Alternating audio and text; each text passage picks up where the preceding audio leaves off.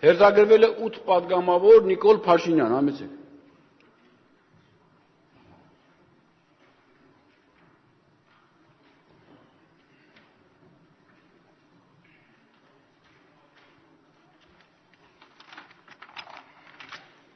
Շնորհակալություն,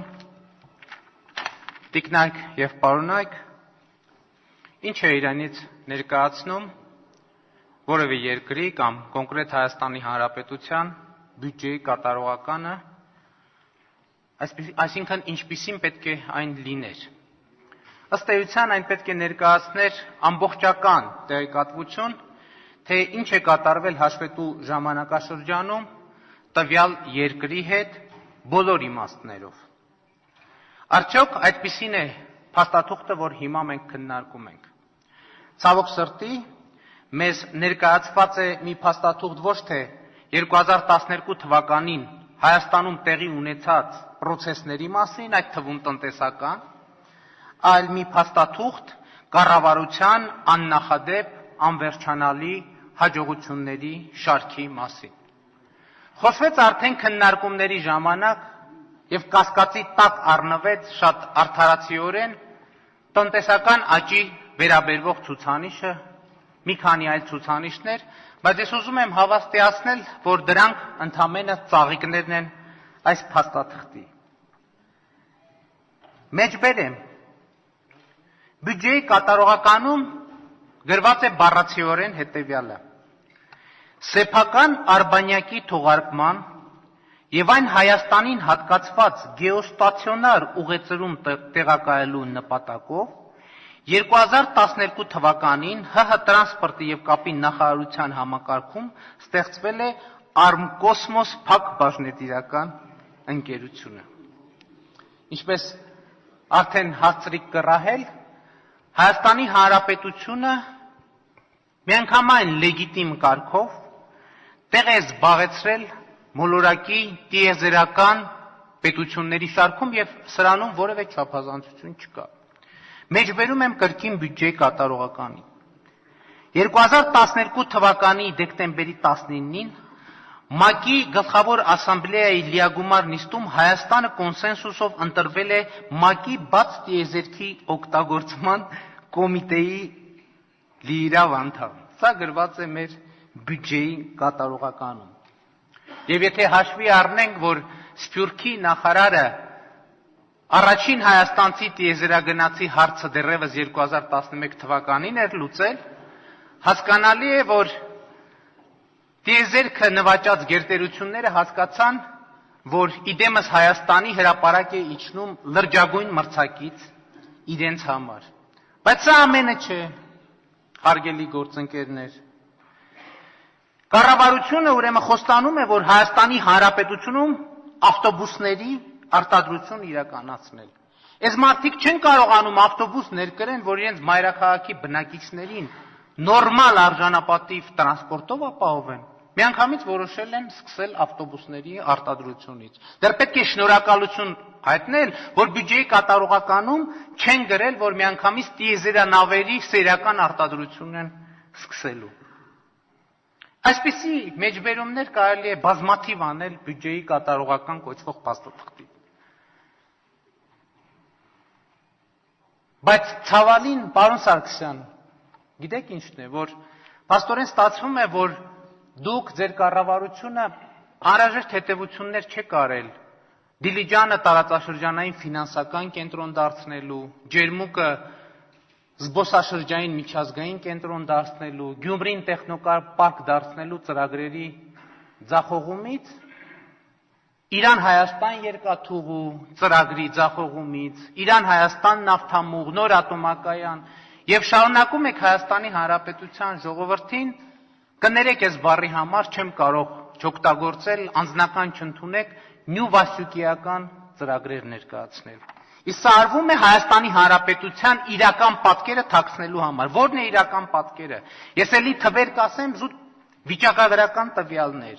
պաշտոնական վիճակագրական տվյալներ։ 2012-13 ուսումնական տարվա ընթացքում Հայաստանում աշակերտների թիվը դպրոցների նվազել է 18062-ով։ Ընդ որում,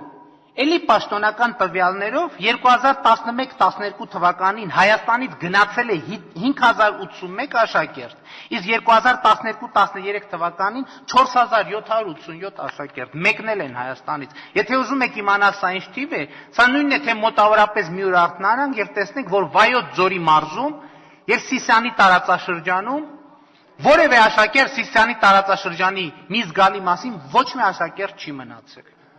Էլի այսպիսի բազմաթիվ տվյալներ, ծնելիության մասին բյուջեի կատարողականում խոսք չկա։ Մինչդեռ 2012 թվականին 11-ի համեմատությամբ 1007-ով ծնունդները պակասել են։ Օրական միջինը մոտավորապես 3 ծնունդ է պակասել։ Զբոսաշրջիկները պակասել են ավելի քան 150 հազարով։ Ինքնասպանությունները աճել են, ինքնասպանություններ եւ ինքնասպանության փորձեր աճել են 93-ով։ Այս ամեն ինչի մասին բյուջեի կատարողականում չկա ոչինչ։ Փոխարենը մենք իմանում ենք, որ կառավարությունը հաշվետու ժամանակաշրջանում ընդունել է հայեցակարգեր, ռազմավարություններ, պլատֆորմներ,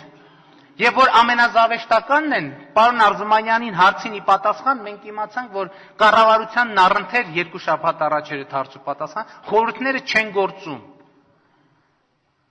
Բայց փոխարենը հաշվետու ժամանակաշրջանում կառավարությունում վարչապետին կից ձևավորվել են խորհուրդներ։ Եվ ամենազավեշտականը գիտեք որն է, որ այդ խորհուրդներից մեկը կոչվում է ոսկեգործության, ժամագործության եւ ադամանդագործության ոլորտային խորհուրդներ։ Սա զավեշտական է արդեն իսկ հայտնի օֆշորային սկանդալի ֆոնին, որովհետեւ այդ սկանդալը ծագել էր հենց հերթական ադամանդագործությունը զարգացնելու մի այսպիսի դարակազմիկ ծրագրի ֆոնին, երբ որ Տիգրան Սարգսյանը կառավարության ներկայացուցիչները հայ գործարարներին էին ներկայացնում իբր ադամանդագործության ոլորտում մեծ հնարավորություններ ունեցող մի մարդու Աշոտ Սուքիասյան անունով։ Թե ինչով էր նա հայտնի, ոչ մեկ չգիտի։ Դերևս կառավարության անդամները տպավորվել էին այն փաստով, որ այս անձնավորությունը թանկարժեք Բենթլի էր նվիրել հայ առաքելական եկեղեցու Արարատյան հայրապետական թեմի առաջնորդ Նավասարդ arczepiskopos Կճոյանին։ Եվ arczepiskopos-ն որում այս պատմության առանցքային դեպքերից է, որը մեկը կարող է բացատրել, ինչ գործ ունի հայ առաքելական եկեղեցու Արարատյան հայրապետական թեմի առաջնորդական տեղապահ Նավասարդ arczepiskopos Կճոյանը ադամանդագործությունը զարգացնելու հետ կապված կառավարական խորհրդակցությունների եւ ծրագրերի հետ։ Եվ մամուլում հայտնված տեղեկությունների համաձայն հենց Տիգրան Սարգսյանի եւ Կճոյանի եւ Սուքիասյանի բացած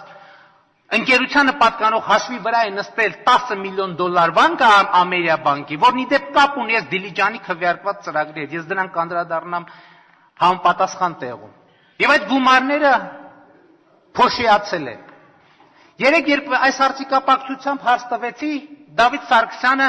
այնպիսի պատասխան տվեց, անկեղծ ասած, սրտներիցս մի քար ընկավ։ Շունչ քաշեցինք, որովհետև պատասխանը շատ համոզիչ էր։ Դավիթ Սարգսյանը ասեց դրանք հերյուրանքներ են։ Հավատում ենք, իհարկե հավատում ենք, որովհետև եթե հերյուրանք չլիներ, կառավարության անդամները Տիգրան Սարգսյանի գլխավորությամբ կասեին այո ճիշտ է $10 միլիոն գցել ենք հայաստանյան գործարարին եւ գործարարներին։ Նման պրակտիկա մենք արդեն ունենք։ Հիշում եք Սերժ Սարգսյանը ասեց, որ գազի գնի թանկացման մասին խոսակցությունները հերյուրանքներ են։ 2 ամիս հետո բոլորս համոզվեցին, որ հերյուրանք են, չկար տենց բան։ Ասում են հայ հայրենությունը ահազանգում էր, ասում էր, գիտեք ինչ, այդ մարդուն, որ պահում եք Սյունիքի մարզպետի կարգավիճակով, դոշից մեդալներ եք կախում, այդ մարդը չարիք է։ Ասում էին հերյուրանք է, համոզվեցինք, որ հերյուրանք է։ Ասում էին, որ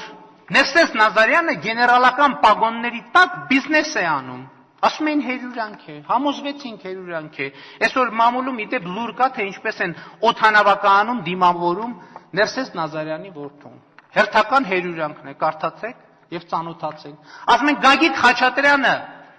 Պետեկամուտների կոմիտեի նախագահի համար Պետեկամուտների կոմիտեն բիզնեսի տանիք է, ասում են հերյուրանք է։ Պարզվեց, որ հերյուրանք է։ Գագիկ Խաչատրյանը ոչ մի բիզնես չունի, Ոչ մի բիզնես, բոլոր բիզնեսները նրա որդունն են, եղբորը, եղբոր որդունը, հորեղբոր, բոլորը միլիոնատերեր են, բոլորը արդար ձևով դարձել են միլիոնատեր։ Տիկնակ եւ պարոնակ, ես դեմ եմ քվեարկելու բյուջեի կատարողականին, որովհետեւ ի դժբախտություն ոմանց կարողանում եմ տարբերակել հերյուրանքը իրականությունից։ Շնորհակալություն։